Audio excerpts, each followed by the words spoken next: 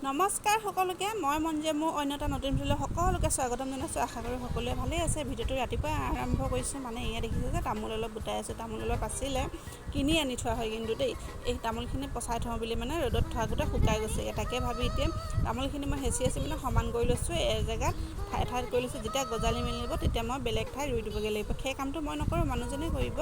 তাৰপিছতে এয়া যে তামোলখিনি এক ঠাইত গোটাই লৈ মই তামোলৰ ডকুৱা এইবিলাক তামোলৰ পাতবিলাক দি ঢাকি দিছোঁ, মানে ৰ'দ নপৰক বুলি। ৰ'দ পৰিলে তামোলবোৰ শুকাই যাব, গজালিবিলাক নাহিব। সেইকাৰণে ঢাকি দিছোঁ। যেতিয়া গজালিবিলাক যেতিয়া ওলাব তেতিয়া ৰুই দিব লাগিব। আপোনালোকে তামোল কেনেকৈ পচাই জনাবচোন। কিন্তু আমি তামোল এনেকৈ পচাওঁ কিন্তু দেই।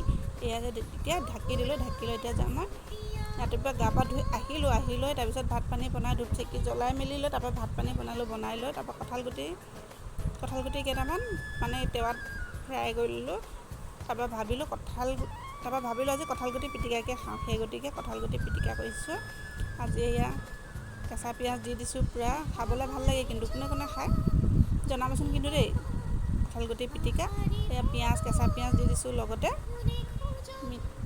মিঠাতেল দি দিছোঁ, নিমখ দি দিছোঁ। পিটিকা কৰিবলৈতো চবেই জানেই। তাৰপৰা নেমু চেপি দিছোঁ পূৰা। নেমু দিলে আৰু খাব ভাল লাগে।